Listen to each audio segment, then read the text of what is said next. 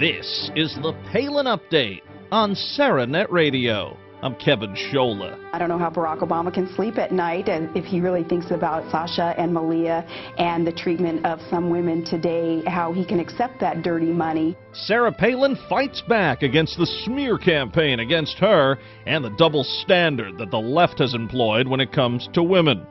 The governor calls out President Obama for taking big money from Bill Maher. We are all focused on the race for the GOP nomination and the upcoming battle to make Obama a one-term president. But as Governor Palin has stressed, we need patriotic Americans on all levels of government. Today, a dynamic candidate for Congress joins us. Plus, Governor Palin rips Obama for again making our national defense weaker. Meantime, she praises a Florida congressman, and the undefeated, the superb Stephen K. Bannon film is now on a television near you.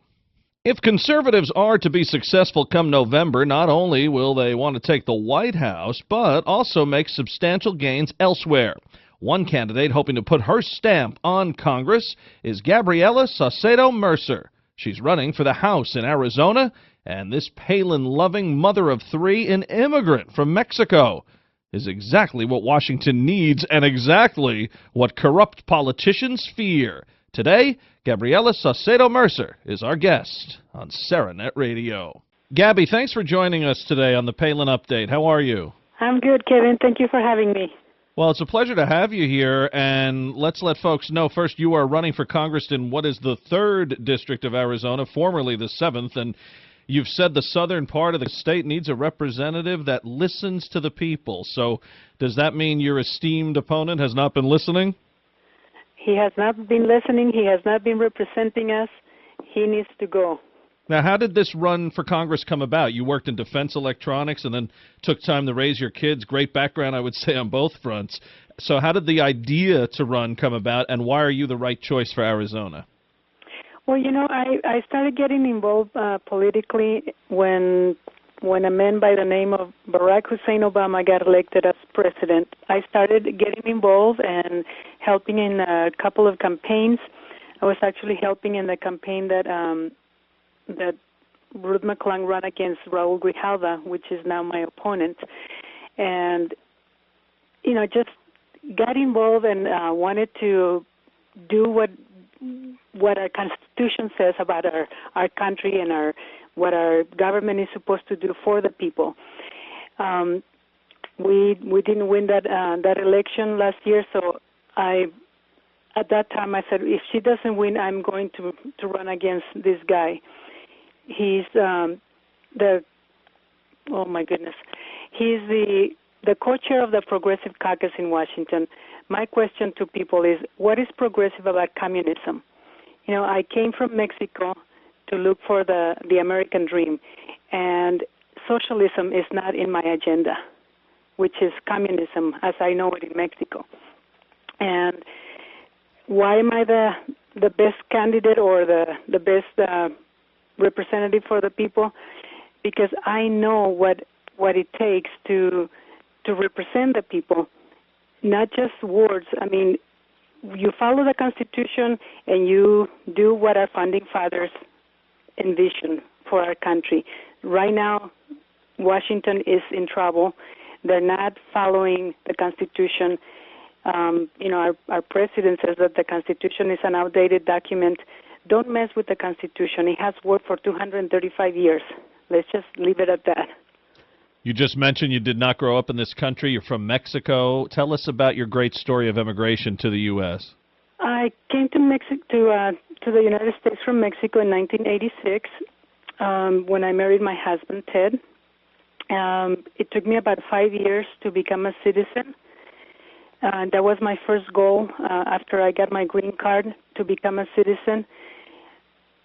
In the 5 years, you know, you have to go through a process of learning about the United States, the Constitution, history, the laws of the United States, how the government is supposed to work, which is supposed to be for the people, by the people, not by the elite that are in Washington right now. And I appreciate the 5 years that I had so I could learn about my adoptive country. I love the United States. When I became a citizen, when I got sworn in as a new naturalized citizen, that pledge that I took, I swore that I would defend the Constitution of the United States of America against enemies, foreign and domestic. It just came from the bottom of my heart. It wasn't just words. Every elected official takes the same oath that I took as a naturalized citizen, and they're not following that. It makes me angry that they're just, they get in their cushy jobs and they're not representing the people. They're not following the Constitution, and that needs to change. We need to go back to basics. Otherwise, we are going to lose our country. We are losing our country. Isn't that exactly what Republicans and Tea Party people want, immigration, but legal immigration? Yes, we do. We are a sovereign country. Every country in the world has immigration laws. Even Mexico has immigration laws. Canada has immigration laws. There is a process to apply for either legal immigration, whether you want to become a citizen or not. There is a process. Some people, they just want to come here and work, fine. But there is a process that you have to apply for and go through the process. If you want to become a citizen, there is a process, and you have to go through that in order to become a citizen. If you just want to come here and work, fine, but do it legally. There is a green card or a visa. Some people, they just want to come here and study. Some people, when their visas are expired, they decide to stay. The thing is, okay, you are here on an expired visa. Apply for a permanent status. Prove that you want to be an American, or prove that you want to be here and become a good citizen, not just come and milk the system or whatever you are doing. Every country in the world has immigration laws, and the problem in the United States is that we have not enforced the laws. If we would just enforce the laws, we wouldn't have the problems that we have right now, especially here in Arizona. Your background of coming from Mexico the right way gives you a tremendous perspective toward the border situation. How big of an issue will that be in this election, and where do you stand on the border deal? Well, my opponent wants open borders. He says that we shouldn't have any borders because he's of that belief that the United States took the land from Mexico. If I remember correctly, going to school in Mexico, I remember my history. Presidente Santa Anna sold the land, and it's called the Gaston Purchase in 1854. So the white men did not take the land. The United States actually paid for the land. So Raul Grijalva says that we shouldn't have borders because this land used to belong to Mexico. And it just makes no sense. Makes no sense whatsoever. Mexico has a border down south, and they prosecute people that come to Mexico illegally. So why shouldn't we do the same things if we have laws in the books? And these are federal laws that we are not enforcing. I believe that everybody should do it the right way. And, a lot of people say, well, what are we going to do with all the people that are here already? Well, let's enforce the laws, and we won't have that problem. One of the other things that people say, well, what about starting a worker program? Like we used to have the Bracero program, it's called, which ended in 1964. All the time it started during the war, during World War II, and it went all the way to 1964, and then it just kind of dwindled away because of the illegal immigration.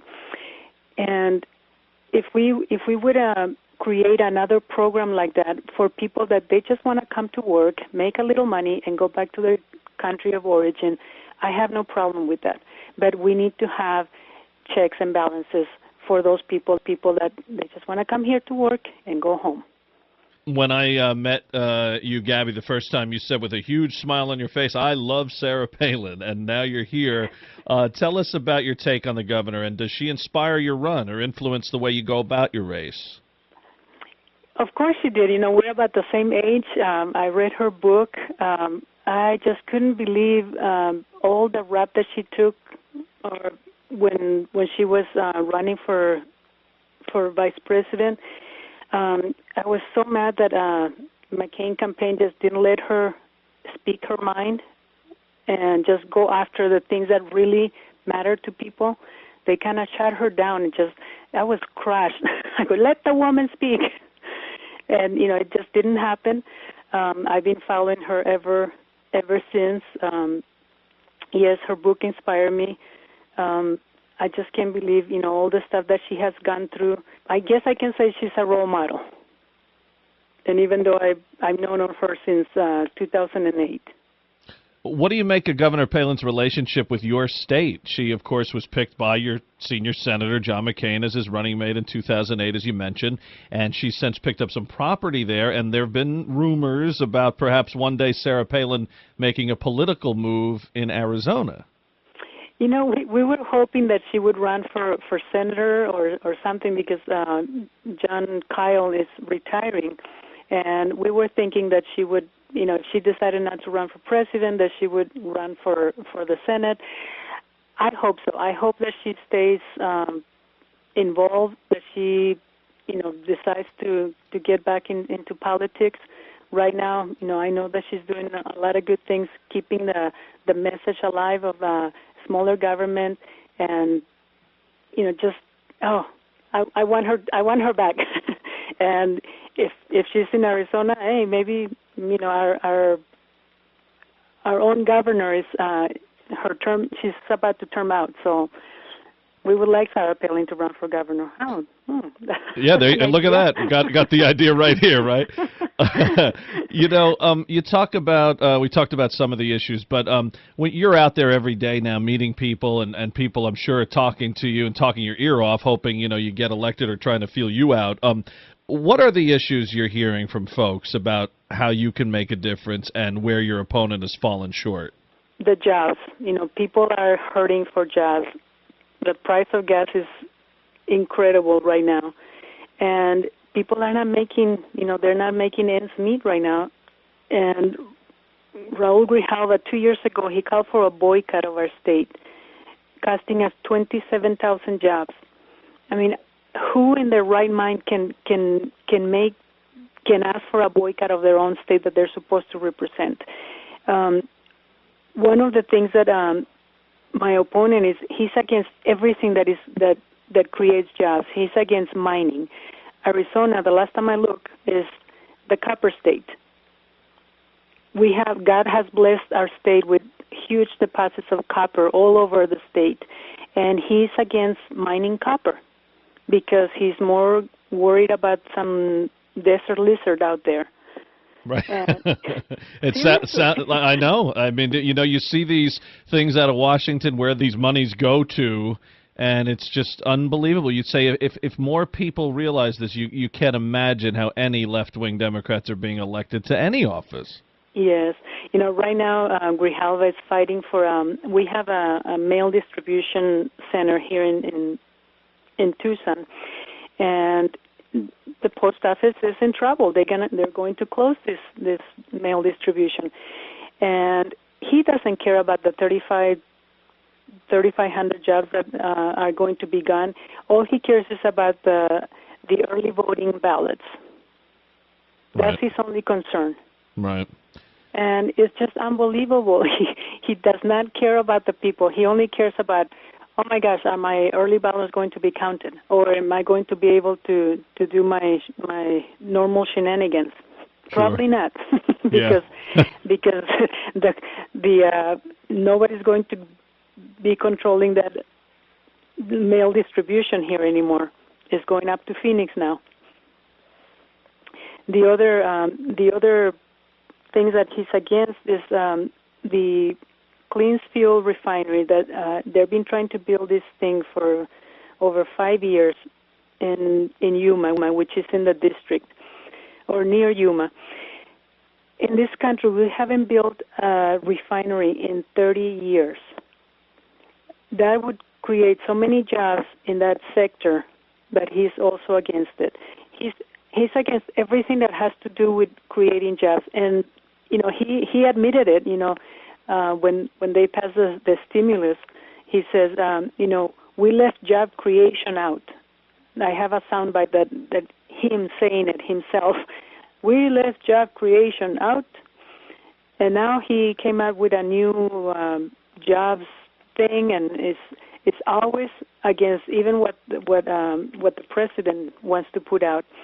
And for Grijalva is more spending, money that we don't have. And all he wants to do is create all these social programs and that do nothing for people, just make them more dependent on the government.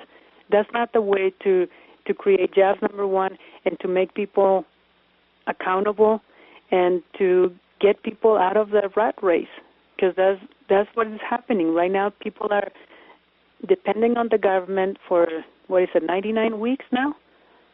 If they're unemployed? It's ridiculous. Yeah, it sure is, and walking lock, stock, and barrel, unfortunately, with the Obama, Pelosi, Reid types. But, Gabby, listen, sounds great from your standpoint. You got the right ideas here, and I can tell you I had a long talk with this candidate last month. She is the real deal, someone to really watch and certainly help out here. We're all focused on the White House, but these congressional seats are huge. And, Gabby, how can people join the fight? What's your website? It's SaucedoMercer.com. You can also go to GabbyForCongress.com. Sounds good. Hope people will check it out. And give Gabby a hand here in Arizona. We certainly could use her help. And we thank you so much again for joining us here on the Palin Update on Saranet Radio. Thank you, Kevin. Again, SaucedoMercer.com or GabbyForCongress.com. That's Gabby, the number 4, Congress.com. So, the fictional movie Game Change, filled with lies, is on HBO now, but the real Sarah Palin story is also on TV, thanks to Reels, which has picked up The Undefeated. So, for those who want the real story on Governor Palin, the factual film that shows this tough-as-nails leader stand up to Democrats, Republicans, Big Oil, and so many others, check out The Undefeated on Reels. To find out what channel Reels is in your area, go to Reels.com. That's REELZ.com. Also, I wrote a review of The Undefeated after a star-studded private screening in New York City that I was lucky enough to attend. Please check it out at saranet.net. Just click on Kevin Scholla. So we all know the ridiculousness coming out of the White House surrounding the whole Rush Limbaugh flap. Obama calling the woman who wants taxpayers to pay for her birth control to console her, but at the same time not saying much about the $1 million Bill Maher has given to the super PAC supporting Obama 2012. Maher, of course, has called Sarah Palin and countless other women a whole lot worse than what Rush said about the college student in her 30s looking for a handout. Obama has not asked the PAC to give Maher's money back. Sarah Palin has her thoughts on this, though, asking for the sake of everyone's daughter, why doesn't his super PAC return the $1 million he got from a rabid misogynist? Good question, Governor. Good question. Governor Palin also made headlines this past week after posting on Facebook, "Our warriors deserve better," in which she expressed alarm over Obama's priorities following his astonishing cuts to national defense. Palin says those of us with family members in the military especially cannot help but be shocked and disappointed by the commander-in-chief's decision to cut our troops and the benefits they've earned. It's amazing when you consider all the government waste and the fact that the compensation and benefits of politicians, including the president, only increase, never decrease. Palin also commended Congressman Allen West's take on Obama's cuts. Palin and West agreeing the moves are despicable. The governor had more praise for West, recently saying he should be looked at as a possible vice presidential candidate. Well, that'll just about do it for this edition of the Palin Update on SaraNet Radio. Visit SaraNetRadio.net for continuing coverage of Governor Palin. Also, follow us on Twitter at SaraNet Radio, and we're now on Facebook, so please like SaraNet Radio on Facebook.